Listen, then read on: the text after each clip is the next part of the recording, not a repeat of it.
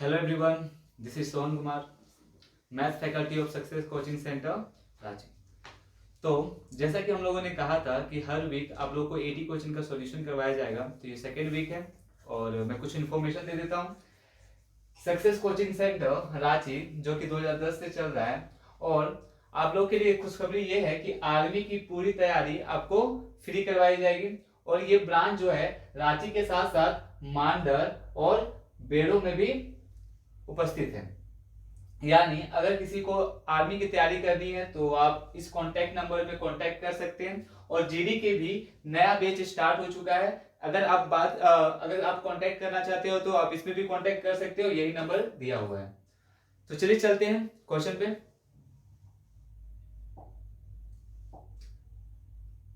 हाँ, पहला बात करने वाले हैं सामान्य बुद्धि एवं तर्क के बारे में, यानी रीजनिंग का क्वेश्चन बात करने वाले हैं। तो चलिए देखते हैं क्वेश्चन नंबर 1। क्वेश्चन नंबर 1 है, उस आरेख को चुनिए जो नीचे दिए गए वर्गों के बीच संबंध को सही प्रकार से दर्शाता है। यहां है कार, लकड़ी और चूहा। कार, लकड़ी और चूहा। क्या कार और लकड़ी और चूहा किसी तरह से कोई रिलेटेड है? नहीं, बिल्कुल नहीं। हम बोले कि कार बिल्कुल अलग चीज है, लकड़ी बिल्कुल अलग चीज है, चूहा बिल्कुल अलग चीज है। तो हम बोलेंगे यहाँ पे कोई रिलेशन नहीं होगा, यानी बी नंबर इसका सही उत्तर होगा। अगले क्वेश्चन पे चलते हैं।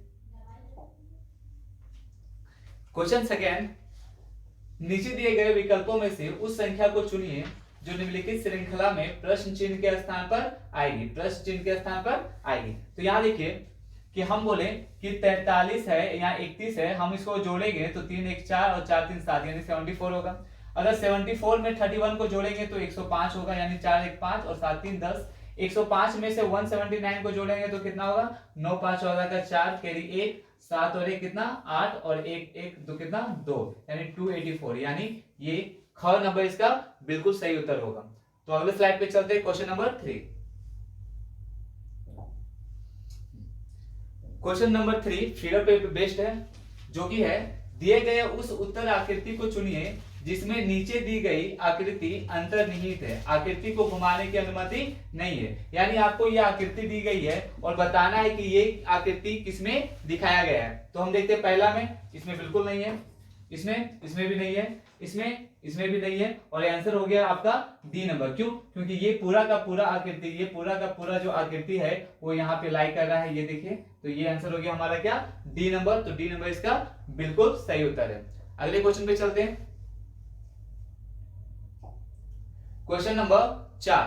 क्वेश्चन नंबर 4, तो क्वेश्चन नंबर 4 कह रहा है कि दिए गए विकल्पों में से उस आकृति को चुनिए जो निम्नलिखित श्रृंखला में अगले स्थान पर आएगी। यानी अगर फर्स्ट टाइम आपका ये है, फिर ये, फिर ये, फिर ये, तो अगला में क्या आएगा वो बताना है। चलिए देखते हैं। हम बोले कि ये आकृति देखिए, ये पूरा का पूरा इस लाइन पे है। ये जब 45 डिग्री बैंड होगा तो कुछ ऐसा बनेगा, और जब इसको 45 डिग्री बैंड करेंगे तो नीचे हो जाएगा, और जब इसको 45 डिग्री बैंड करेंगे तो कुछ ऐसा होगा, और जब इसको 45 डिग्री बैंड करेंगे तो कुछ ऐसा आकृति बनने वाला है, ऐसा आकृति। तो हम बोले हमारे हिसाब से ऐसा आकृति कहां बन रहा है? बिल्कुल डी नंबर। तो इसका डी नंबर बिल्कुल सही उत्तर है। चलते हैं अगले स्लाइड पे, क्वेश्चन नंबर 5। क्वेश्चन नंबर 5 है, एक कूट भाषा में ग्रेट को आल्यून लिखा जाता है, उसी कूट भाषा में रैपिड का कोड क्या होगा? तो चलिए देखते हैं इसका आंसर। तो हम बोले ग्रेट को ALYUN लिखा जाता है। अगर हम बोले ग्रेट में ये 7 है, R का 18, E का 5, A का 1 और T का कितना? 20। और वहां पे A का देखें तो A का 1, L का 12, Y का 25 और U का 21 और N का कितना? 14। N का 14 होता है। तो ये नंबर्स में मैंने लिख दिया।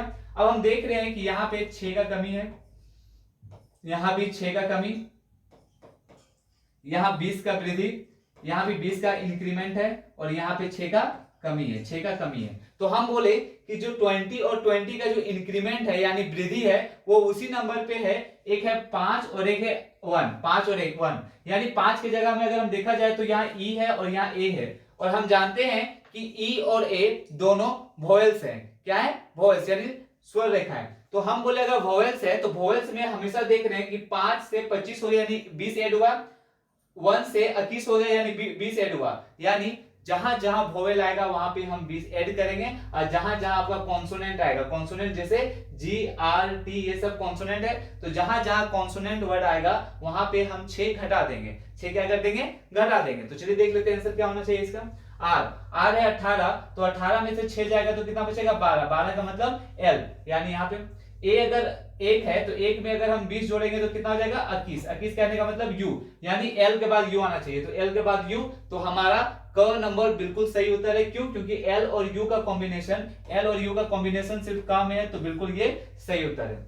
तो अगले स्लाइड पे चलते हैं, क्वेश्चन नंबर 6 पे। हाँ, तो क्वेश्चन नंबर 6 आपके सामने है। अब वो है, नीचे दिए गए कथनों और उनके निष्कर्षों को ध्यान से पढ़िए। कथनों में दी गई जानकारी को सत्य मानते हुए, चाहे वे सामान्य रूप से ज्ञात तथ्यों से भिन्न लगते हो, निर्णय कीजिए कि दिए गए कौन सा से निष्कर्ष कथनों का तार्किक रूप से अनुसरण करता है या करते हैं। तो बेसिकली ये सिलोजिज्म का क्वेश्चन है, चलिए देख लेते हैं। तो कुछ के एम है, तो इसके आप सोल्व करने का दो तरीका है, आप 50-100 में भी काम कर सकते हो और वेन डायग्राम से। तो चलिए देख लेते हैं। तो कुछ के एम है, तो हम बोले ये भी 50 है और ये भी क्या है? 50 है। कोई टी एम नहीं है, तो हम बोले ये भी 100 और ये भी क्या? 100। लेकिन ये स्टेटमेंट प्लस है और ये स्टेटमेंट माइनस है, यानी स्टेटमेंट अगर प्लस है तो कंक्लूजन भी प्लस होना चाहिए, और स्टेटमेंट अगर माइनस है तो कंक्लूजन भी माइनस होना चाहिए। यानी अगर कथन प्लस में है तो निष्कर्ष भी प्लस में आएगा, और कथन माइनस में है तो निष्कर्ष भी माइनस में आएगा। लेकिन जब हम दोनों को कोरिलेट करेंगे तो प्लस माइनस होकर माइनस में आएगा। तो चलिए चेक कर लेते हैं।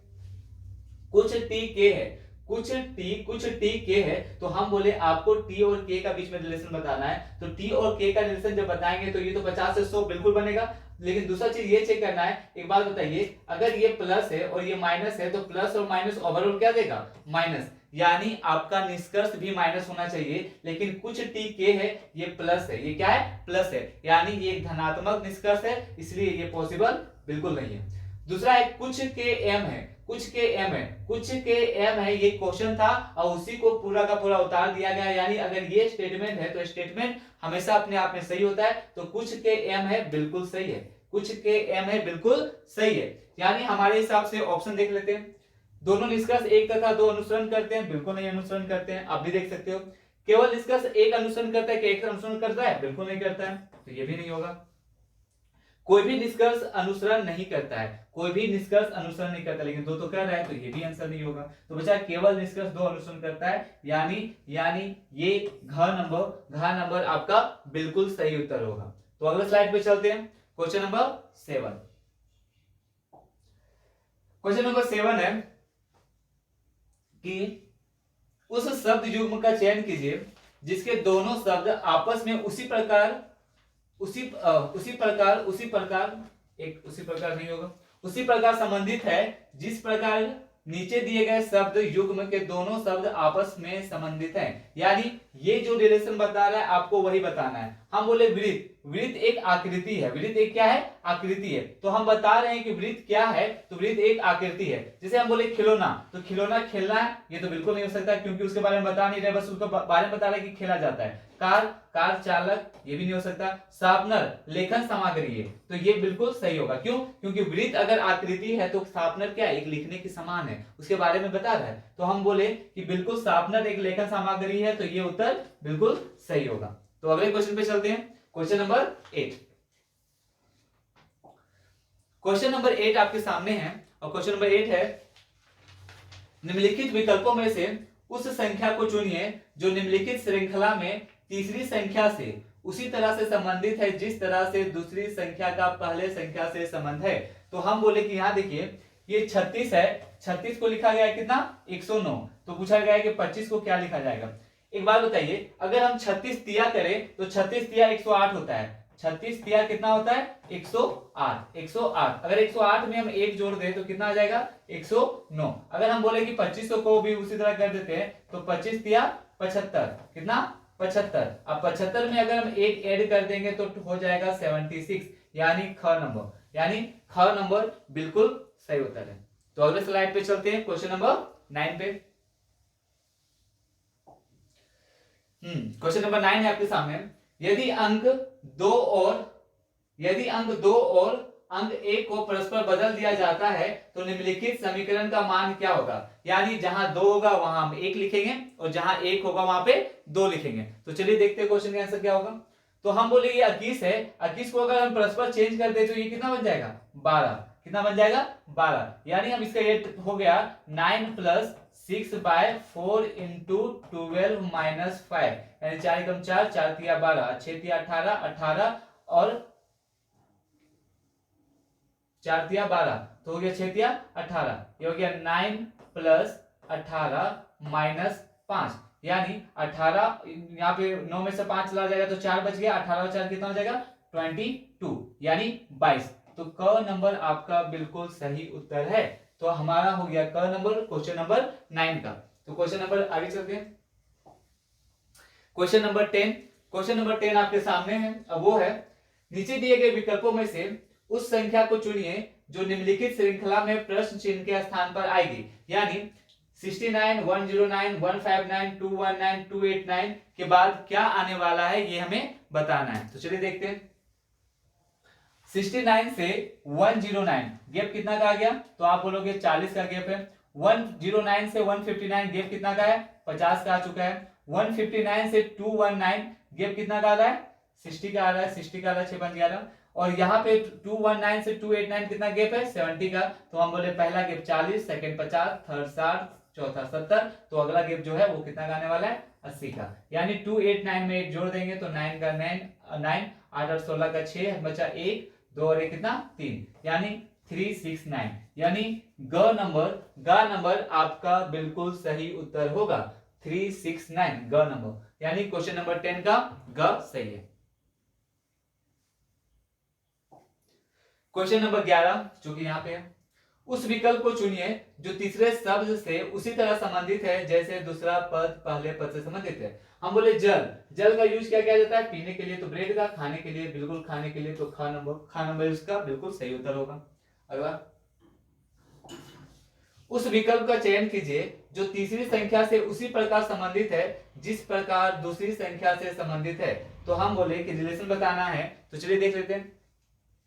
18 को 325 लिखा गया है तो 226 किसको लिखा जाएगा, बहुत अच्छी बात है। हम बोले कि अगर 18 का स्क्वायर कर दे तो 18 18 है 324 यानी 324। अगर 324 में हम एक ऐड कर दे तो ये आ जाएगा 325 यानी ये नंबर आ रहा है, बिल्कुल आ रहा है। तो हम बोले 226 बनाना है यानी 226 में से एक कम कर दे तो कितना आ जाएगा 225 यानी 225 किसका होता है 15 का। तो 15 15 225 यानी आंसर हो जाएगा ग नंबर बिल्कुल सही उत्तर है। क्वेश्चन नंबर 12 भी हो चुका है। चलते हैं क्वेश्चन नंबर 13 पे। क्वेश्चन नंबर 13 है, उस संख्या का चयन कीजिए जो निम्नलिखित श्रृंखला में प्रश्नवाचक चिन्ह को प्रतिस्थापित कर सकता है। यानी प्रश्न चिन्ह के स्थान पर क्या आएगा। तो चलिए देख लेते हैं। हाँ, तो हम बोले कि यहाँ 13 है, 13 का बाद 17, 17 के बाद 19, 19 के बाद 23, 23 के बाद 29। अगर हम बोले कि डिफरेंस कितना है 13 4 17, 17 2 19, 19 और 4 23, 23 और 6 29, कोई रिलेशन नहीं बन पा रहा है। तो अगर हम कुछ और चेक करें, हाँ ये चेक कर सकते हैं। 13 एक प्राइम नंबर है यानी अभाज्य संख्या है। 17 भी अभाज्य संख्या है, 19 भी अभाज्य संख्या है, 23 भी अभाज्य संख्या है, 29 भी अभाज्य संख्या है। तो 29 के बाद अगला जो अभाज्य संख्या होगा यानी प्राइम नंबर जो होगा वो आपके हिसाब से आना चाहिए कितना 31 यानी घ नंबर बिल्कुल सही है। यानी ये जो ऑर्डर है वो पूरा का पूरा अभाज्य संख्या पे बेस्ड था। तो चलते क्वेश्चन नंबर नेक्स्ट जो कि है 14। एक निश्चित कोड भाषा में केप को 20 तथा रोम को 46 लिखा जाता है, उसी कोड भाषा में रब किस प्रकार लिखा जाएगा। तो चलिए देख लेते हैं। तो हम बोले कि केप का मतलब 3 3 1 4, 4 हो गया, 4 और 16, 16 4 20 यानी हम सारे के नंबर को ऐड करेंगे आएगा कितना 20। उसी तरह यहाँ देखिए रोम 18 18 और 15, 18 और 15 30, 30 और 3 33, 33 और 3 36 और 10 46 यानी यहाँ पे जोड़ने पे कितना आ रहा है 46 आ रहा है। और अगला है रब का अगर हम बात करें तो ये 18 है, 18 और 2 कितना 20, 20 और 21 कितना 41 यानी 41 तो बिल्कुल खा नंबर बिल्कुल सही उत्तर होगा। क्वेश्चन नंबर 14 भी हो चुका है। क्वेश्चन नंबर चलिए 15 पे चलते हैं। निम्नलिखित समीकरण को सही बनाने के लिए किन दो चिन्हों को परस्पर बदलना चाहिए। तो चलिए देख लेते हैं कि किसको बदलना चाहिए परस्पर। माइनस को गुना, माइनस को अगर हम माइनस को गुना में बदल दें और गुना को माइनस में बदल दें, गुना को माइनस में बदल दें तो 9 सत्ते 63 और यहाँ पे 63 ये तो फ्रैक्शन में आ जाएगा, 5 तो नहीं आएगा, तो ये तो ऐसा करना बेवकूफी होगा, तो ऐसा नहीं करते हैं।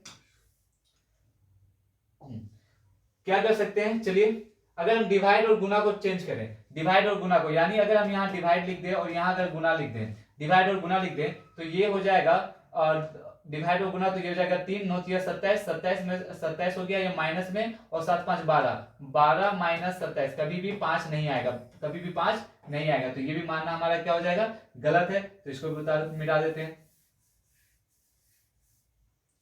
तो अगला है ग नंबर, प्लस को माइनस लिखना है, यानी 7 plus 9 into 3 divided by 9 minus क्या 5, यानी प्लस को माइनस, माइनस को प्लस। तो हम बोले कि अगर डिवाइड है तो डिवाइड में जाएगा, तो ये कट के 3 आ जाएगा, यानी 7 प्लस 3 माइनस 5, यानी 10, 10 माइनस 5 इक्वल टू कितना 5, यानी 5 आ रहा है, बिल्कुल आ रहा है, तो हमारा ग नंबर इसका सही उत्तर होगा। क्वेश्चन नंबर 16 पे चलते हैं, नेक्स्ट क्वेश्चन, क्वेश्चन नंबर 16, उन संख्याओं को चुने जो निम्नलिखित श्रृंखला में प्रश्नवाचक चिन्हों को प्रतिस्थापित कर सकते हैं। तो हमारे पास ये बहुत लंबा सीरीज है, चलिए देखते हैं। 36 49 51 39 53 54 53 54 42 57 57 45। तो हम बोले कि यहाँ पे क्या हो रहा है कि एक बात बताइए, अगर हम बोले कि 3 का पेड़ देखें, यहाँ से 3 का पेड़, यहाँ से 3 का पेड़ और यहाँ से 3 का पेड़, और तो यहाँ का 3 का पेड़ बनेगा बिल्कुल। तो हम बोले 36 से कोई संख्या 39 हो गया, कितना ऐड हुआ 3 ऐड हुआ, 39 से कोई संख्या 42 हो गया, कितना ऐड हुआ 3 हुआ, और 42 से कोई संख्या कितना हो गया 45, यानी 3 ऐड हुआ, कितना ऐड हुआ 3 ऐड हुआ।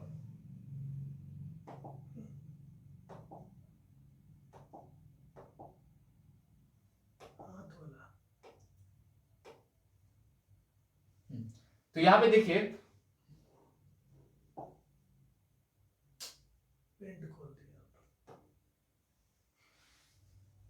एक सेकेंड थोड़ा,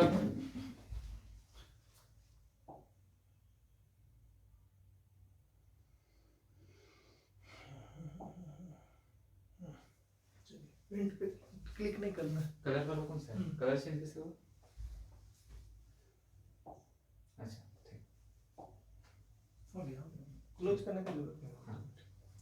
तो हम बोले 36 से 39 हुआ, 39 से 42, 42 से कितना 45, 3 का गैप था। तो उसी तरह अगर हम देखें 49 से हो रहा है 53, 49 से कितना हो रहा है 53, तो आप बोलोगे 4 ऐड हो रहा है, और 53 से अगर देखें कितना हो रहा है 57, फिर से 4 ऐड हो रहा है, तो 57 से जो नंबर 4 ऐड के बन जाएगा वो बनेगा कितना 61, कितना बनेगा 61। तो 61 हमारे हिसाब से एक ही पे है यहाँ पे, तो 61 और 60 आंसर होगा। क्यों आगे चेक नहीं करेंगे, क्योंकि बैठ जाएगा उस पर डायरेक्ट, आप चेक भी कर सकते हो आगे का। 51 से 54 हो रहा है 3 का गैप, 54 से 57 हो रहा है 3 का गैप, और 57 से 3 का गैप होगा तो कितना बनेगा 60, यानी 61 और 60, यानी ख नंबर आंसर बिल्कुल सही उत्तर होगा।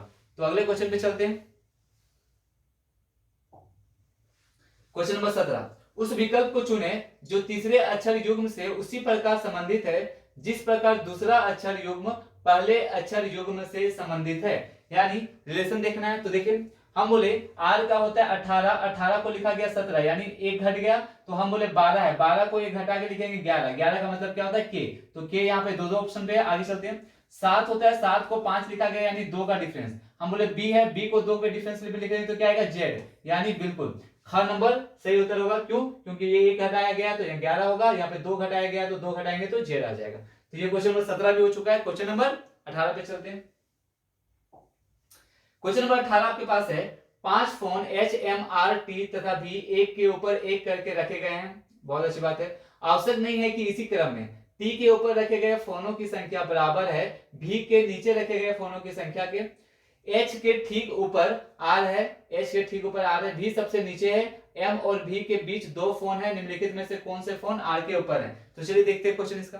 पहला है कि T के ऊपर रखे गए फोनों की संख्या बराबर है V के नीचे रखे गए फोनों की संख्या का, बहुत अच्छी बात है। और H के ठीक ऊपर R है, यानी H के ठीक ऊपर क्या होने वाला है, R होने वाला है। V सबसे नीचे है। अब एक बात बताइए, अगर V सबसे नीचे है तो हम बोले कि V के नीचे कितने नंबर होंगे, कोई नंबर नहीं होगा, तो T के ऊपर में भी कोई भी नंबर नहीं होगा। क्यों? क्योंकि लिखा हुआ है कि T के ऊपर जितने नंबर है V के नीचे उतने ही नंबर है। उसके बाद है M और V के बीच में दो फोन है। अगर M और V के बीच में दो फोन है तो हम बोले M यहाँ होगा, बिल्कुल होगा। क्यों? क्योंकि M और V के बीच में दो फोन है। अरे H और R को एडजस्ट करना है तो हम बोले आप यहाँ H लिख दीजिए, यहाँ पे R लिख दीजिए। लोग कितने थे, 5 है, 1 2 3 4 5 अरेंज हो चुका है। अब बोला गया है कि क्वेश्चन था निम्नलिखित में से कौन से फोन R के ऊपर है, R के ऊपर है। तो आपके हिसाब से R के ऊपर में M भी है और T भी है, M भी और T भी है, तो इसका आंसर हो जाएगा क नंबर, जो कि M और T, बिल्कुल पहला नंबर सही है। चलते हैं अगले क्वेश्चन पे। क्वेश्चन नंबर 19, 6 में जिन्हें C D L N P तथा X अंकित किया गया है, एक पंक्ति में दक्षिणोन्मुख रखे गए, मतलब दक्षिण की ओर करके रखे गया है। आवश्यक नहीं है कि इसी क्रम में हो। L के बाएं दूसरा D रखा गया, P के दाएं दूसरा D रखा गया है, D के बाएं तीसरा N रखा गया है, तो C तथा X के बीच में कितने मेज रखे गए हैं। चलिए देख लेते हैं क्वेश्चन।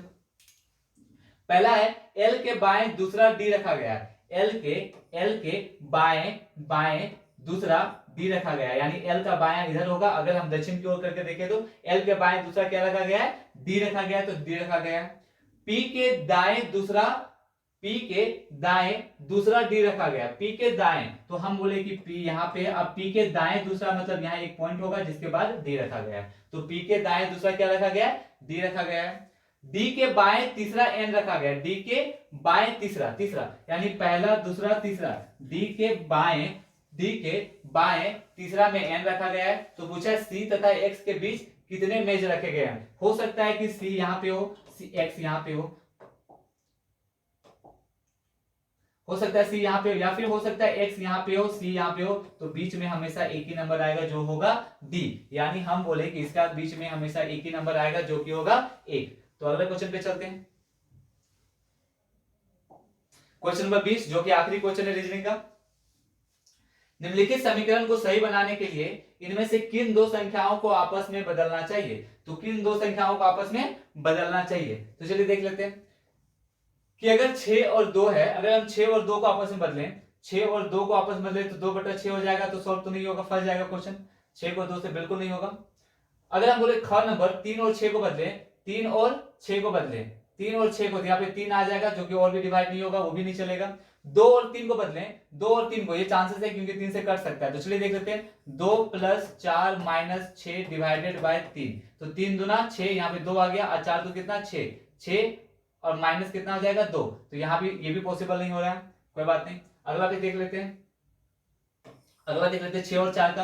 अगर 6 के साथ 4 को रिप्लेस करें तो ये हो जाएगा 3 + 6 - 4 डिवाइडेड बाय 2, तो हम बोले 6 3 9, अब -2 दूना 4, यानी 9 में 2 गया तो कितना 7, तो यानी 7 आ रहा है, बिल्कुल आ रहा है। तो हमारे हिसाब से आंसर क्या हो गया, घ नंबर इसका बिल्कुल सही उत्तर है। तो हमारा मैथ का सॉरी रीजनिंग का 20 क्वेश्चन खत्म हो चुका है। अब हम अगले स्लाइड में मैथ के 20 क्वेश्चन के बारे में डिस्कस करेंगे, तो चलिए देखते हैं। यहां देखिए प्रारंभिक गणित यानी मैथ आ चुका है। हाँ, तो क्वेश्चन नंबर 41 से स्टार्ट है मैथ का, तो देख लेते हैं। एक वस्तु को 320 रुपए में बेचने पर एक व्यक्ति को 20% की हानि होती है। इस वस्तु पर 20% लाभ पाने के लिए इसका विक्रय मूल्य क्या होना चाहिए। तो एक बात बताइए, अगर कोई इंसान किसी चीज को 320 में बेच रहा है, तो 20% का क्या आ रहा है, हानि हो रहा है। जैसा कि मैं क्लास पढ़ा चुका हूं सबको कि 20% का हानि हो रहा है, तो बस उसका मल्टीप्लाइंग फैक्टर को रिवर्स कर दीजिए। 20% का मल्टीप्लाइंग फैक्टर होगा जब क्या हो रहा है, हानि हो रहा है, तो ये हो जाएगा 20/100 4/5, तो बस इसको रिवर्स कर दो और लिख दो 5/4। और 20% के लाभ पर बेचना है, अगर 20% के लाभ पर बेचना है मतलब 5 के समान को कितना बेचना पड़ेगा, 6 में, 20/100 6/5, बिल्कुल। तो हम बोले 5 से 5 कैंसिल, 4 से 4 × 32, 8 आ गया, और 8 6 कितना 48, यानी 480, यानी इस क्वेश्चन का आंसर होगा 480, कहां पे, ख नंबर। तो ख नंबर बिल्कुल सही उत्तर है। क्वेश्चन नंबर 42 पे चलते हैं, 42 पे। पानी की 1.728 × 10⁶ गोलाकार बूंदों जिनमें प्रत्येक का व्यास 2 मिलीमीटर है में से 0.1% बूंदे संघनित होकर एक गोलाकार बुलबुला बनाती है। बुलबुले का व्यास सेंटीमीटर में क्या है? बहुत अच्छा क्वेश्चन है। देखिए, तो हम बोले पानी का इतना गोलाकार बूंदों, मतलब इतना गोलाकार बूंदों का लेना कितना है? 0.1%। तो सबसे पहले इसी पे काम कर लेते हैं हम लोग। अगर हम बोले 1.728 इंटू 10⁻⁶ है, इसका हमको 0.1% लेना है, तो 0.1% का मतलब होता है कितना? 100। तो ये अगर हट जाएगा तो ये 3 जीरो आ गया। अगर इस पॉइंट को भी हटाएंगे तो यहाँ पे भी 3 जीरो आ जाएगा, यानी ये जो 6 है और ये जो 3 कैंसिल हो जाएगा, तो बचेगा कितना? 1728 यानी 1700 कितना? 28। अब हमारा जो गोलाकार जो चीज है उसका व्यास दिया हुआ है कितना? 2 मिलीमीटर। 2 मिलीमीटर। इसको कन्वर्ट करना है एक बड़े से व्यास में, तो पूछा है उसका क्या पूछा है? उसका डायमीटर कितना होगा, बुलबुले का व्यास कितना होगा। बिल्कुल, व्यास कितना होगा। तो देखिए, अगर हम बोले कि ये 2 मिलीमीटर है तो इसको इरेज कर लेते पहले।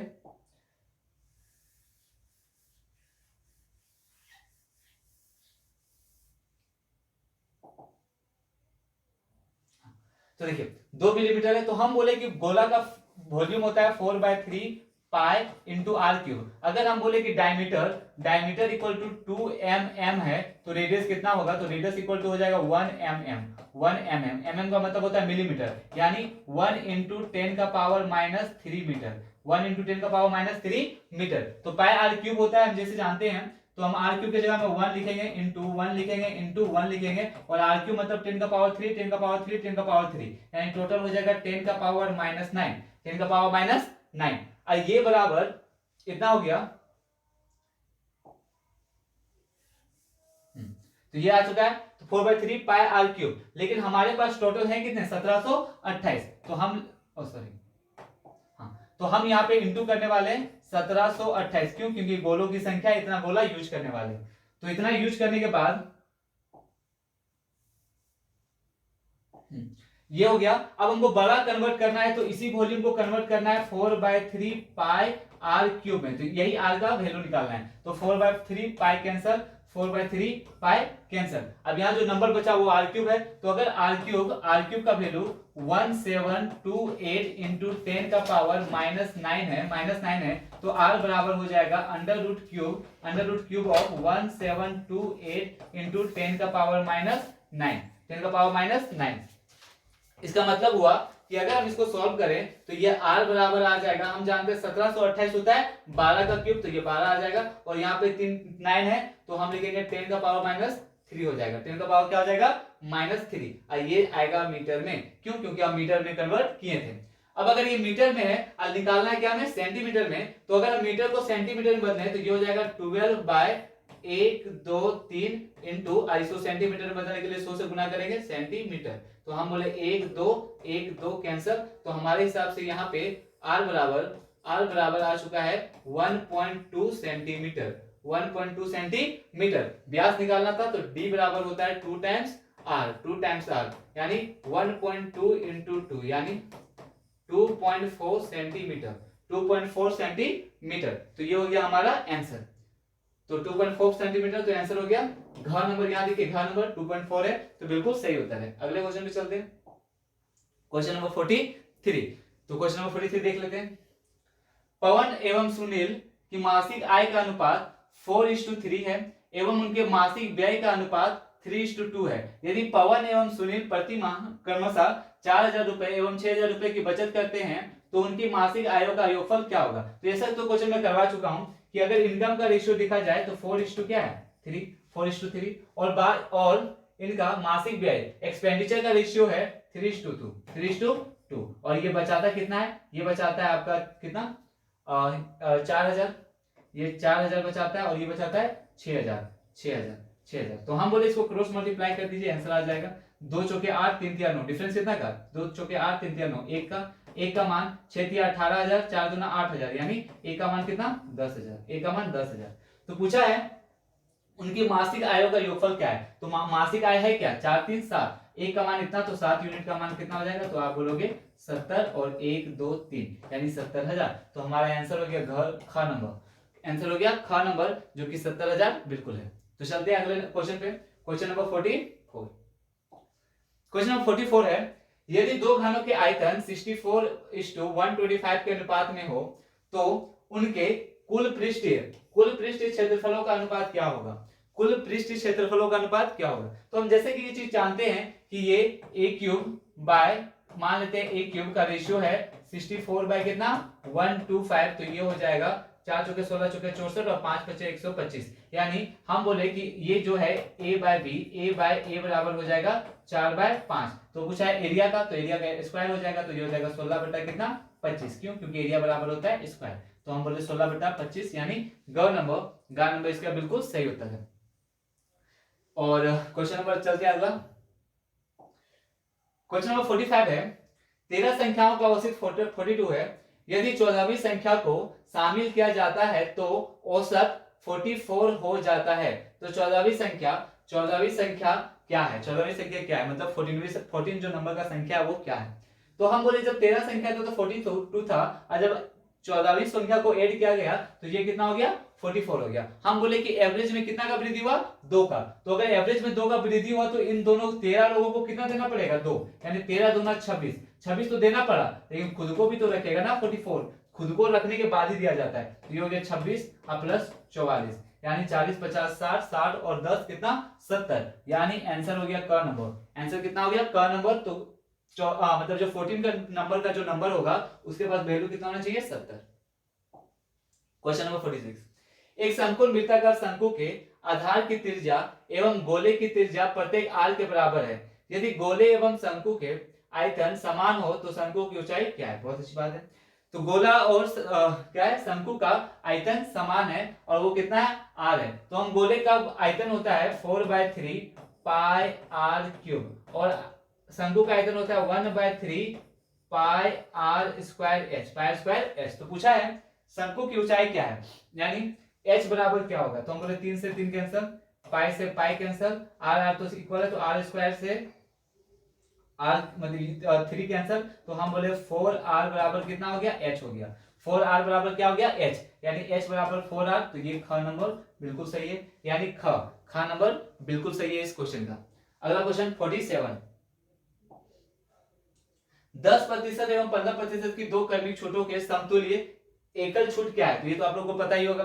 तो हम बोले 15 और 10 कितना हो गया 25, यानी ये 25 और 25 में से हम माइनस कर देंगे कितना 1.5, क्यों, क्योंकि 15,150 को डिवाइड कर देंगे किससे 100 से, तो 1.5 आ जाएगा, यानी 23.5, यानी ख नंबर बिल्कुल सही उत्तर है। ये आप लोग को फॉर्मूला भी पता होगा ये वाला कि x plus y plus x y by 100, अगर डिस्काउंट है तो -x माइनस वाई और माइनस माइनस प्लस हो जाता है और ये x बाय पे क्या हो जाएगा 100। ये वाला फॉर्मूला अप्लाई कीजिएगा तो ये माइनस में आएगा और ये प्लस में बात एक ही है, तो ये आ जाएगा -23.5, यानी ख नंबर इस क्वेश्चन का उत्तर है।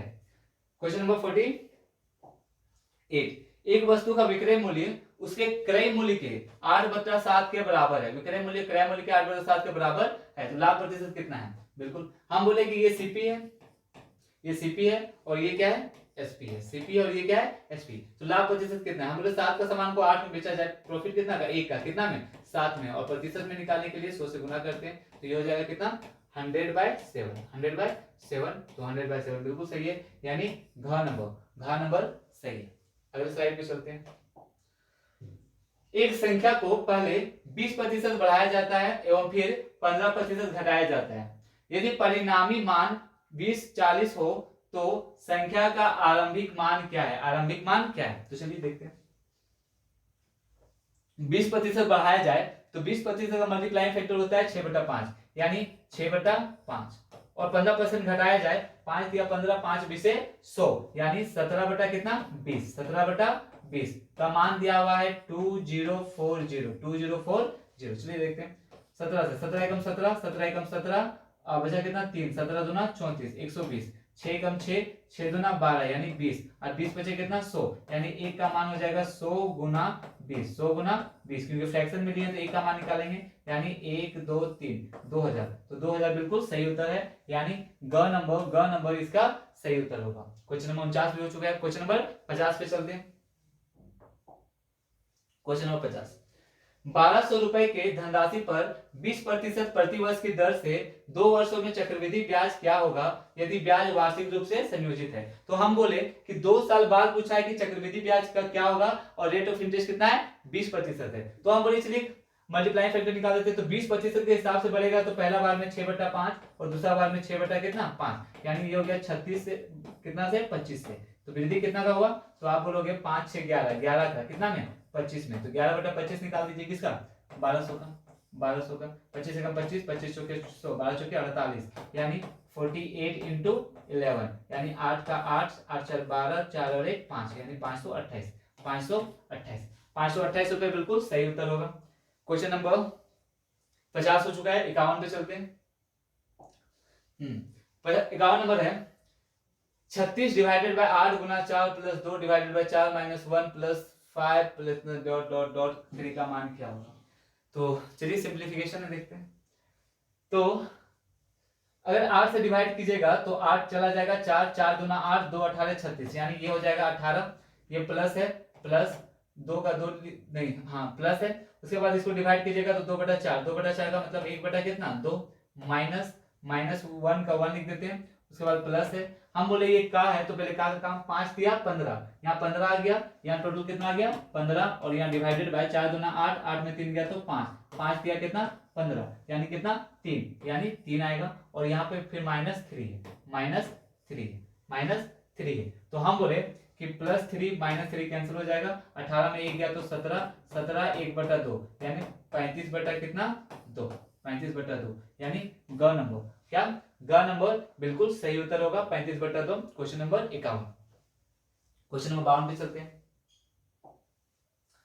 यदि x y z 3 4 5 और x + y + z 96 है तो z का मान कितना होगा, z का मान कितना होगा, चलिए देखते हैं। हम बोले कि ये सारे के सारे रेशियो में सबको जोड़ देते हैं, 5 4 9 3 12, यानी 12 का मान कितना है 96, तो 12 8 96, यानी 1 का मान कितना होगा 8, 1 का मान कितना होगा 8, अगर 1 का मान 8 है तो z का मान कितना होगा, तो z के लिए कितना है 5, 5 8 40, तो 40 हो जाएगा, 1 का मान 8 है तो 5 का मान कितना हो जाएगा 5 8 40, तो बिल्कुल क्वेश्चन 52 का 40 घ नंबर सही उत्तर है। हाँ चलिए देखते हैं। ए ने किसी वस्तु को 15% लाभ पर इतना रुपए में बेचा, उसने अन्य वस्तु खरीदी जिसका लागत मूल्य पहले खरीदी गई वस्तु के बराबर है। अच्छा, उसने इस नई वस्तु को 10% के लाभ पर बेचा, 10% के लाभ पर बेचा, ए ने कुल कितना लाभ कमाया, ए ने कुल कितना लाभ कमाया, चलिए देखते हैं। तो 15% के लाभ पर बेचा, और बेचा कितना में 1495 में, यानी हमारे हिसाब से 115% का मान दिया हुआ है 1495 काट देते हैं, 1 एकम 1, 115 एकम 115, 115 15 दूना 30, 15 दिया 45, 30 और कितना 4 34, यानी 3 4 5 कितना बार में चला जाएगा 3 बार में, यानी 13 बार में पूरा कट गया, यानी क्या हो गया कि 1% का मान 13 है तो 100% का मान कितना रहा होगा, तो आप बोलोगे 1300, 100% का मान कितना 1300, यानी दाम था 1300, तो अगर 1495 में बेचा तो प्रॉफिट कितना होना चाहिए 195 का, क्योंकि 495 1495, तो 195 का प्रॉफिट यहाँ पे, और बोला है कि 10% के लाभ पर बेचा जाए, यानी 1300 का 10% यानी 10/100 130, यानी 130 और ऐड कर दीजिए, 5 का 5 9 3 12 1 2 और 1 3, यानी 325, तो 325 रुपए यहाँ पे का नंबर 325 रुपए बिल्कुल सही उत्तर है। क्वेश्चन नंबर 53 पे हो गया। क्वेश्चन नंबर 54 पे चलते हैं। क्वेश्चन नंबर 54, ए किसी कार्य को अकेले 10 दिनों में कर सकता है, ए तथा बी उसी कार्य को मिलकर 20/3 दिनों में कर सकते हैं, ए बी तथा सी उसी कार्य को मिलकर 40/7 दिनों में कर सकते हैं, बी तथा सी उसी कार्य को मिलकर कितने दिनों में कर सकते हैं, कितने दिनों में कर सकते हैं। तो हम बोले क्या, देखिए ए 10 दिनों में, ए और बी मिलकर 20/3 दिनों में, और ए बी और सी मिलकर ए बी 40/7 दिनों में, 40/7 दिनों में। तो हम बोले कि इसके एलसीएम ले लेते हैं, तो एलसीएम आ जाएगा 40, 10 चौके 40, 20 यहाँ देखो 20 दूना 40 और 2 तिया 6, 40 एकम 40 और 7 एकम 7, 7 एकम 7, यानी तीनों का मिलकर एफिशिएंसी 7 है, ए और बी का एफिशिएंसी 6 है, और ए का एफिशिएंसी कितना है 4।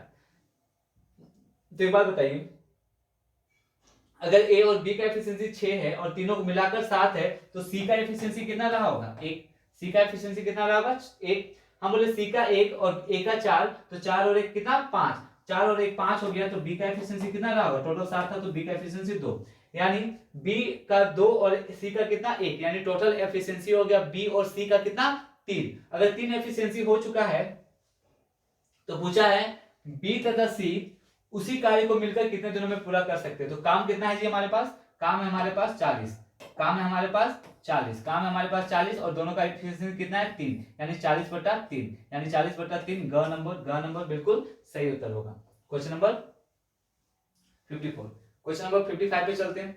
क्वेश्चन नंबर 55 आपके सामने है, ये देखिए, किसी ठोस अर्धगोले का व्यास 35 सेंटीमीटर है, उसका कुल तल क्षेत्रफल कितना होगा।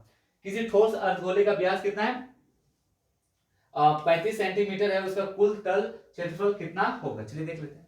हम बोले कि d बराबर दिया हुआ है 35, d बराबर 35 सेंटीमीटर, तो r बराबर हो जाएगा 35/2 सेंटीमीटर होगा। उसका कुल तल कितना होगा, तो हम बोले कि अर्धगोला है तो इसका तो 2πr होगा ऊपर वाला का 2πr, और ये हो जाएगा कितना क्या बोल रहा है, किसी अर्धगोले का व्यास 35 में, तो उसका कुल पृष्ठ क्षेत्र, अच्छा सॉरी 2πr नहीं πr² होगा, सॉरी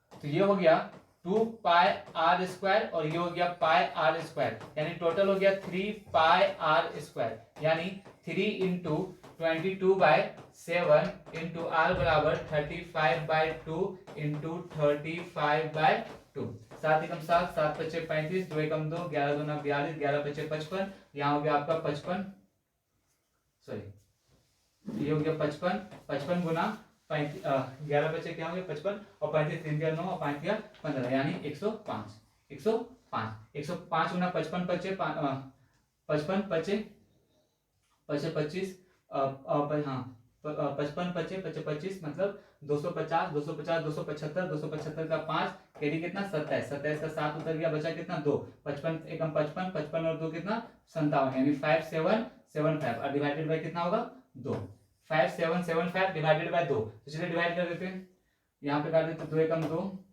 2 दूना 4, 2 8 16, 2 8 16, 2 7 14, 2 5 10, 2887.5, यानी ख नंबर इसका बिल्कुल सही उत्तर होगा। अगले क्वेश्चन पे चलते हैं।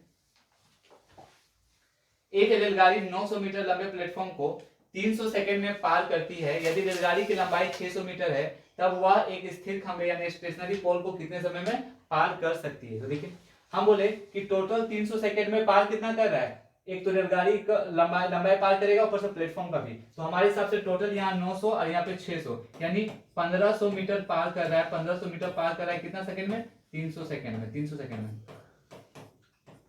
3 5 15 यानी 5 मीटर पर सेकंड, यानी रेलगाड़ी का स्पीड हो गया 5 मीटर पर सेकंड। तो किसी तब वह एक स्थिर खंभे का यूज तो लिया नहीं जाता है लेंथ, तो हम बोले खंभे को पार करने के लिए उसको खुद की दूरी पार करनी पड़ेगी। अब खुद की दूरी जो है रेलगाड़ी की कितनी है 600 है, तो हम बोले कि 600 बटा कितना 5, 600 बटा 5 यानी 5 एकम 5, 12 पच्चे 60 यानी 120 सेकंड बराबर कितना 2 मिनट, यानी ख नंबर इसका बिल्कुल सही उत्तर होगा।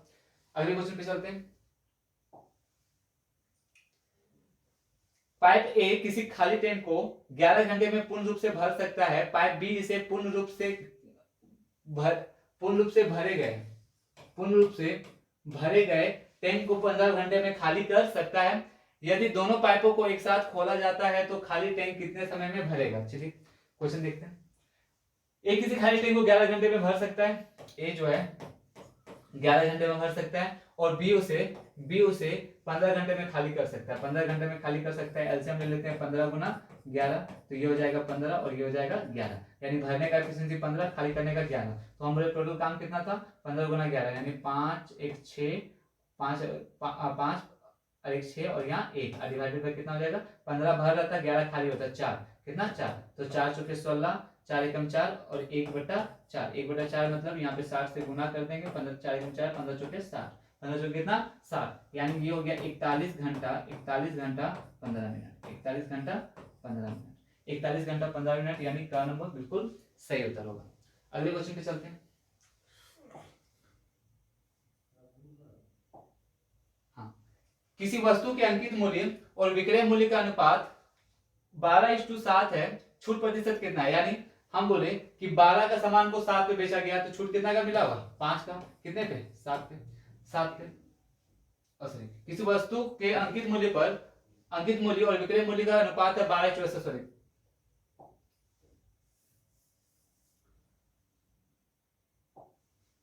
12 था, बेचा गया 7 पे, तो छूट कितना का मिला? 5 का। कितना पे? 12 पे। 12 पे। और हम जानते हैं 1/12 का मतलब होता है 5 गुना 8.33 यानी 8 या 24 का 4 बचा 2, 8 या 24, 2 26 का 6 बचा 2, 8 बचा 40 और सॉरी 8 या 24, तो ये हो गया कितना? 42। एक सेकेंड, 8 बचे 40, 8 या 24 का 4, 1/12,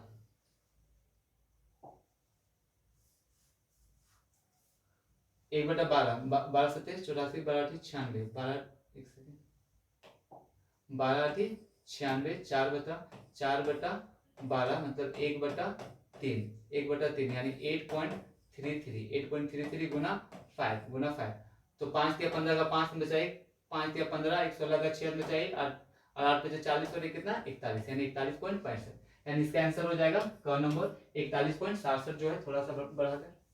अगला क्वेश्चन, किसी विद्यालय में 150 छात्र हैं, यदि लड़के और लड़कियों की संख्या का अनुपात 4:1 है तो विद्यालय में लड़कों और लड़कियों के संख्या के बीच मध्य अनुपात कितना होगा? मध्य अनुपात कितना होगा? बहुत अच्छी क्वेश्चन है।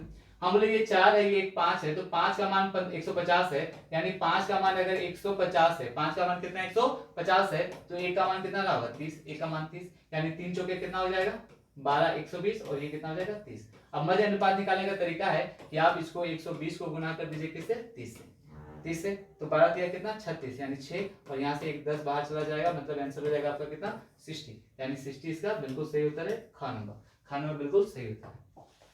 क्वेश्चन नंबर 7, एक ठेकेदार एक कार्य को 150 दिनों में पूरा करवाने का वादा करता है। वह 200 आदमियों को काम में लगाता है।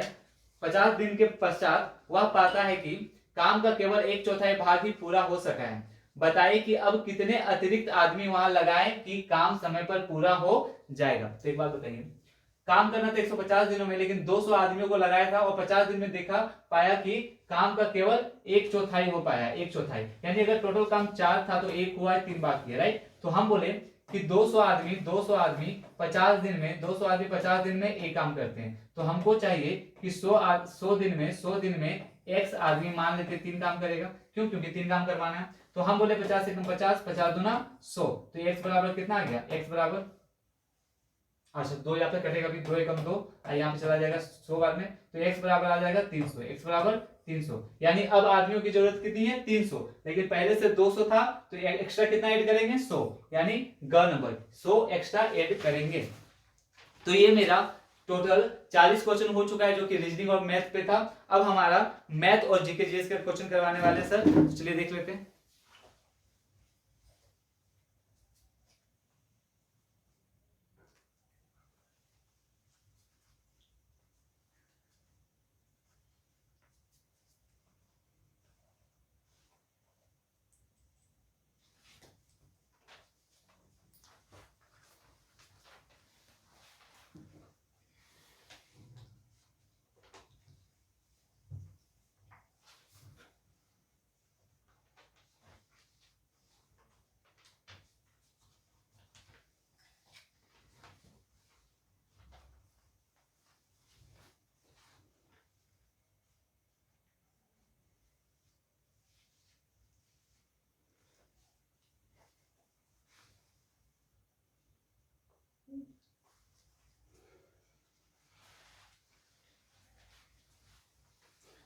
चलिए, हिंदी और जीके, इसके लिए क्वेश्चन आगे बढ़ते हैं। पहला पोर्शन है भाग 2 का सामान्य ज्ञान एवं जागरूकता।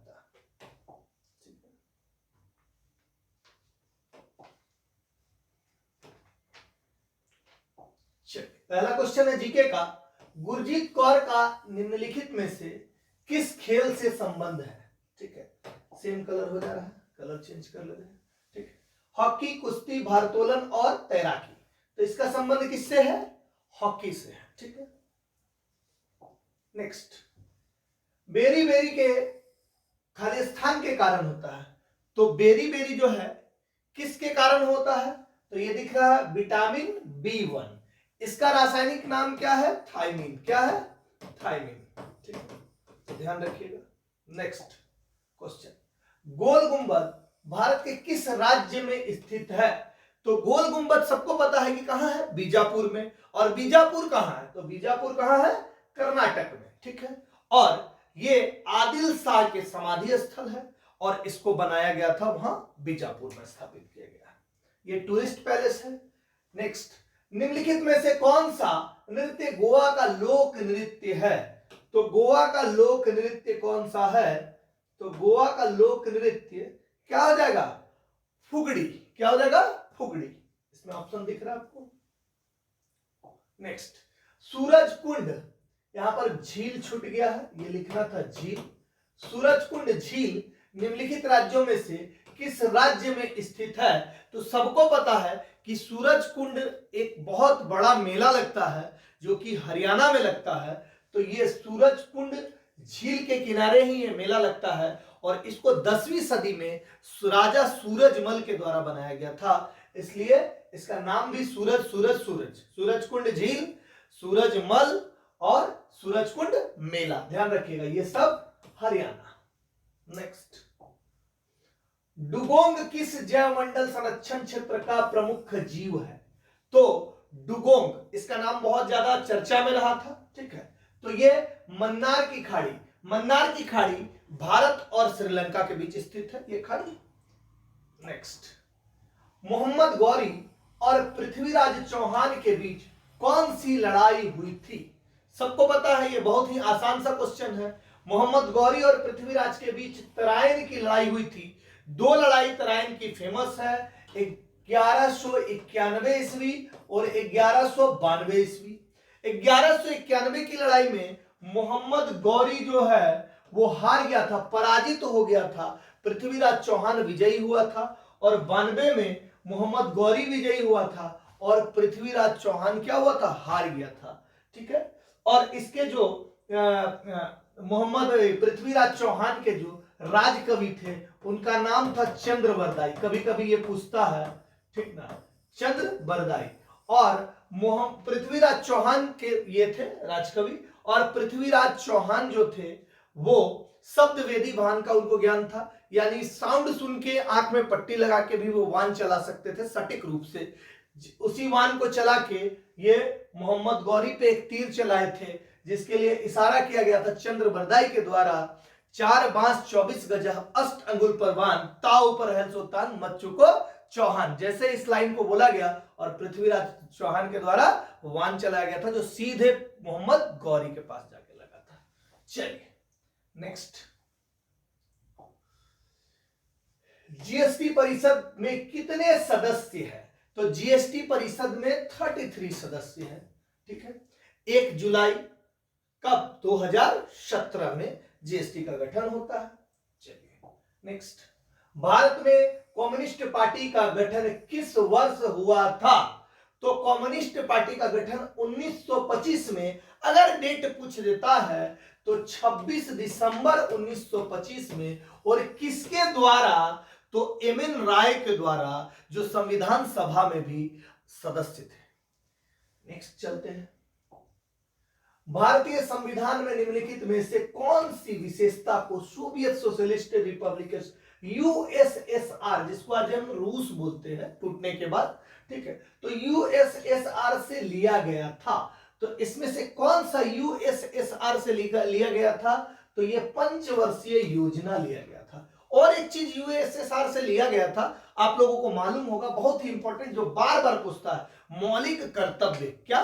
मौलिक कर्तव्य। अगर बात करता है कि मौलिक अधिकार कहां से लिया गया था, तो संयुक्त राज्य अमेरिका का, यूएसए से लिया गया है मौलिक अधिकार। अगर आगे इस ऑप्शन के हिसाब से प्रस्तावना और समवर्ती सूची का बात करता है आपके पास, तो आप सीधे सीधे जवाब दीजिएगा कि ऑस्ट्रेलिया से। कहां से?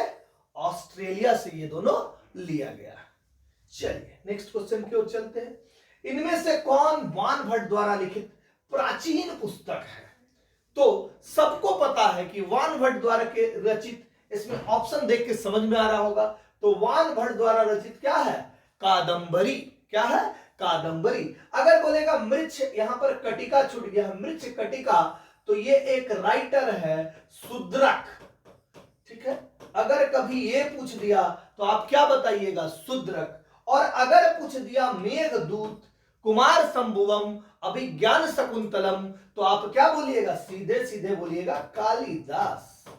ठीक है, अगर कभी आपसे पूछ दिया कि गीत गोविंद के रचयिता, तो आप आंसर दीजिएगा कि इनके रचयिता जयदेव है। क्या है? जयदेव। चलिए नेक्स्ट क्वेश्चन पे चलते हैं।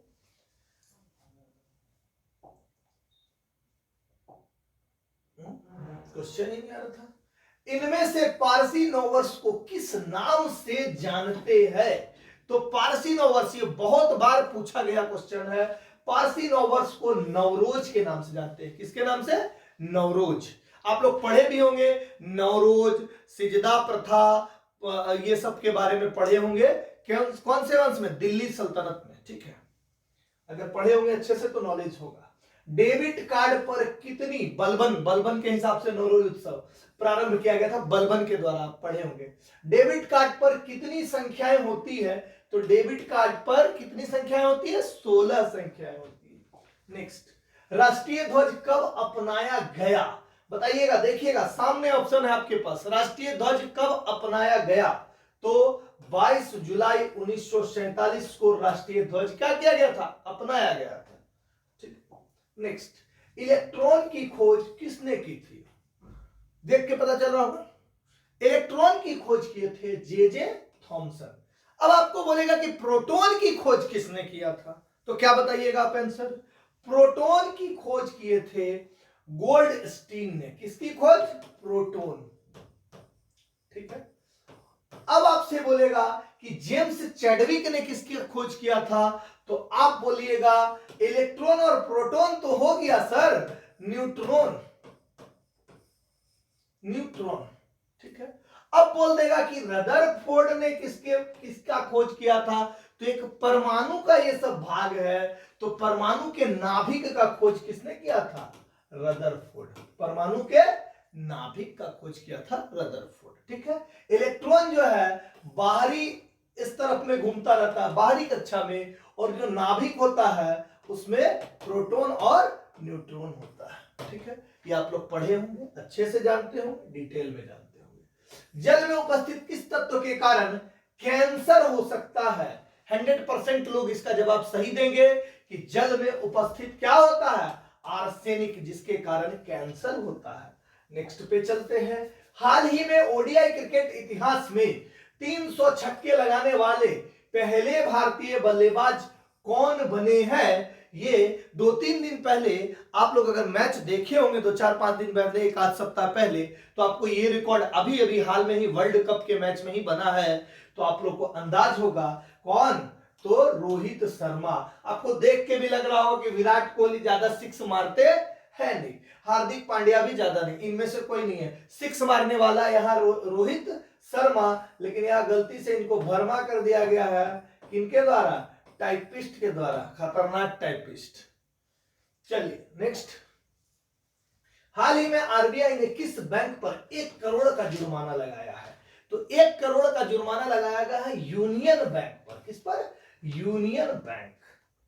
ठीक है, हाल ही में किस राज्य के मुख्यमंत्री ने महिला एशियाई चैंपियनशिप 2023 के लिए शुभंकर जूही का अनावरण किया है? तो जूही का अनावरण ये हमारा झारखंड सरकार के द्वारा किया गया। नेक्स्ट चलते हैं।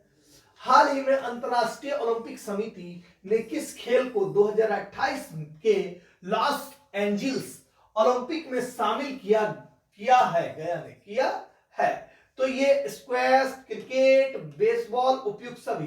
तो यहां पर क्या हो जाएगा? उपयुक्त सभी। इन सभी को ओलंपिक में शामिल कर दिया गया। 2028 में कहां होगा ओलंपिक पूछेगा तो क्या बताइएगा? Los Angeles. नेक्स्ट, अब आ जाते हैं हम लोग सामान्य हिंदी के तरफ, और हिंदी के कुछ क्वेश्चन जानते हैं। चलिए, दिख रहा होगा 61 से 62 तक। निम्नलिखित में शुद्ध वाक्य पहचानिए। यानी 61 और 62 दोनों में क्या पहचानना है? शुद्ध वाक्य। यहां पर आपको दिख रहा होगा माता जी की बीमारी चिंतनीय है, ऐसा लिखा है वाक्य। तो माता जी की बीमारी जो है चिंतनीय है, ये वर्ड हम लोग बीमारी के लिए यूज नहीं करते हैं, यहां पर ये वर्ड क्या है, गलत है, इसीलिए ये गलत हो जाएगा। ठीक है, प्रायः सभी लोग खुश है, प्रायः का भी यूज यहां नहीं करते हैं। ठीक है, लगभग बोल सकते हैं। पूरे दिन भर की मजदूरी है यह, तो यह अगर आगे रहता तो यह सेंटेंस करेक्ट होता, लेकिन ऐसा नहीं है, इसलिए ये भी गलत, ये भी गलत। मौर्य काल में लोग सुखी थे, सही बात है, ऐसा हम लोग यूज भी करते हैं। आप खुद से बोलिएगा तो आपको गलत और सही खुद से पता चल जाएगा। तो सही कौन सा है, लास्ट नंबर, डी नंबर। अब इसमें भी हमको गलत और सही पहचानना है, तो देखिए यह ग्रंथ विद्वतापूर्ण, पूर्ण नहीं पूर्वक होता तो सही होता, तो ये क्या हो गया, गलत हो गया। उसने मेरा गाना सुना और घर देखा, ठीक है, इसमें भी यहां पर घर देखा अगर लिखा हुआ है तो ये चीज यहां गलत है। ठीक है, वह लड़की सिलाई और अंग्रेजी पढ़ती है, सिलाई और अंग्रेजी पढ़ती है, ये गलत है। सिलाई करती है और अंग्रेजी पढ़ती है रहता तो क्या हो जाता, सही हो जाता। देखिए हम मिस्टेक चारों में है, अब कैसे है देखिए यहां पर, वह तो खाना और दूध पीकर सो गया, खाना खाकर और दूध पीकर रहता तो सही होता, ये भी क्या है, गलत। यहां पर एक सही हो सकता है, लेकिन यहां पर प्रिंटिंग मिस्टेक है। उसने मेरा गाना सुना और घर देखा नहीं, घर गया, घर गया। ठीक है, घर देखा ये ऐसे इस हिसाब से गलत हो रहा है, लेकिन इसी को सही किया गया है। ठीक है, नेक्स्ट 63-64 तक निम्नलिखित में स्त्रीलिंग शब्द पहचानिए। ठीक है, तो स्त्रीलिंग शब्द इन सभी में आयु, धन, धर्म और प्राण। ठीक है, तो इसमें स्त्रीलिंग क्या है, आयु। जब आप चारों के लिए सेंटेंस बनाइएगा तब आप और करेक्शन कर सकते हैं इसमें, तो आयु क्या है, स्त्रीलिंग। नेक्स्ट, इसमें भी आपको स्त्रीलिंग पहचानना है, तो देखिए अक्षत, पुष्प, पूजा और मंदिर क्या हो जाएगा, पूजा। नेक्स्ट 65 से 66 तक पुल्लिंग शब्द पहचानिए। तो पुल्लिंग में 4 दिया हुआ आपको, सब्जी, साथी, हानि और कुर्सी। क्या दिख रहा है, सीधे सीधे साथी दिख रहा है। ठीक है, चलिए नेक्स्ट, पानी, रोटी, गोटी, किताब, बताइएगा उत्तर। तो यहां पर दिख रहा आपको कि सीधे सीधे पुल्लिंग में क्या है, पानी। तो सेंटेंस इसका बनाना होगा तब आपको क्लियर समझना है। नेक्स्ट 67 से 70 तक निम्नलिखित गद्यांश के रिक्त स्थानों को पूर्ति करें और नीचे दिए गए प्रश्नों के अनुसार कीजिए। चलिए गद्यांश को पढ़ते हैं, आ जाते हैं, अच्छे से पढ़ते हैं, ध्यान दीजिएगा। हमारा सौभाग्य है कि समय समय पर हमारे देश में अनेक ऋषि, महर्षि, विद्वान, संत और महात्मा पैदा हुए, जिन्होंने विघटन, विरोध और खाली स्थान, यहां पर दिया हुआ है, कि वृत्ति के खतरे को पहचाना और उन्हें समाप्त करने में अपनी पूर्ण, फिर यहां खाली स्थान दिया हुआ है, लगा दी। कबीर और गांधी इसी प्रकार के व्यक्ति थे। उन्होंने एकता और सहिष्णुता की जो धारा बहाई, ठीक है, वह अभी तक खाली स्थान नहीं हुई। आज भी हमारे देश में सौभाग्य से ऐसे विचारक, नेता और समाज सेवी खाली स्थान है, जो खतरे के विरुद्ध अपनी आवाज बुलंद करते रहते हैं और समय आने पर अपने प्राण की बाजी लगाने के लिए तैयार हो जाते हैं। अब चलते हैं इसके क्वेश्चन पे, क्योंकि यहां पर ऑप्शन में लिखा हुआ। तो पहला जो फिल इन द ब्लैंक्स था उसमें लगाओ, असंतुष्ट, चुनाव और अलगाव लिखा हुआ है। तो देखिएगा एक बार, विद्वान, संत और महात्मा पैदा हुए, जिन्होंने विघटन, विरोध और अलगाव, क्या हो जाएगा यहां पे, अलगाव हो जाएगा। ठीक है, अलगाव, फिर से पढ़ते हैं, देखिए, विघटन, विरोध और अलगाव की वृत्ति के खतरे को पहचाना और उन्हें समाप्त करने में अपनी पूर्ण, नेक्स्ट देखते हैं, पूर्ण क्या हो जाएगा, पूर्ण आंसर देखिएगा यहां, शक्ति, पूरी ताकत लगा दी। इसको थोड़ा सा दिक्कत हो रहा है सामंजस्य बैठाने में, क्योंकि पैराग्राफ इधर है और ऑप्शन इधर। अगर यहीं पे होता तो हो जाता, लेकिन छोटा छोटा यहीं लिखना चाहिए। ठीक है, चलिए, तो यहां पर क्या, पूर्ण शक्ति लगा दी। कबीर और गांधी इसी प्रकार के व्यक्ति थे। उन्होंने एकता और सहिष्णुता की जो धारा बहाई वह अभी तक, ऑप्शन देखते हैं, वह अभी तक बताइएगा क्या है, छिन्न। क्या हो जाएगा, छिन्न। देखिए इसको फिर से एक बार पढ़िए, समझ में आएगा। वह अभी तक छिन्न नहीं हुई, यानी खत्म नहीं हुई। जो कबीर धारा बहाए थे वो अभी तक खत्म नहीं हुआ, छिन्न नहीं हुआ। ठीक है, आज भी हमारे देश में सौभाग्य से ऐसे नेता, विचारक और समाज सेवी उपस्थित है, ऐसा ऑप्शन रहना चाहिए। ठीक है, देखते हैं क्या है आगे, क्या हो जाएगा, मौजूद है। हाँ, उपस्थित है, मौजूद है। ठीक है, तो सेंटेंस पढ़ के भी पता चल जाता है कि वहां होना क्या चाहिए। ठीक है, तो उपस्थित की जगह ही मौजूद है। चलिए नेक्स्ट पे चलते हैं। वह आप ही चला गया वाक्य में रेखांकित शब्द, भब्द नहीं शब्द, सर्वनाम के किस भेद का उदाहरण है। आप, क्या हो जाएगा, आप मतलब खुद, खुद मतलब स्वयं, स्वयं मतलब निज, यानी क्या हो जाएगा, निजवाचक सर्वनाम। ठीक, आप भला तो जग भला। ठीक ना। भूल आक्रामक धातुओं के साथ प्रत्यय जोड़कर बनाई गई क्रिया धातुएं क्या कहलाती है। ठीक ना। ओ भूल नहीं, मूल, मूल आक्रामक धातुओं के साथ प्रत्यय जोड़कर बनाई गई क्रिया धातुएं क्या कहलाती है। तो ऐसा क्रिया धातु क्या कहलाती है, तो साधित सकर्मक धातु। ठीक है, साधित सकर्मक धातु, यानी जिसमें हम मूल धातु में क्रिया जोड़ दे और वो वर्ग को करवा ले किसी से, करना, करवाना। ठीक है, ऐसा करवाना, यानी आना आ गया, प्रत्यय क्या आ गया, आना, करना, कराना। ठीक ना, आना आ गया, तो इस तरह का क्या होगा, साधित सकर्मक धातु। नेक्स्ट चलिए, रात भर, रात भर जागना स्वास्थ्य के लिए अच्छा नहीं होता, रेखांकित शब्द को पहचानिए। तो ये क्या हो जाएगा इसका आंसर, तो भर, रात भर।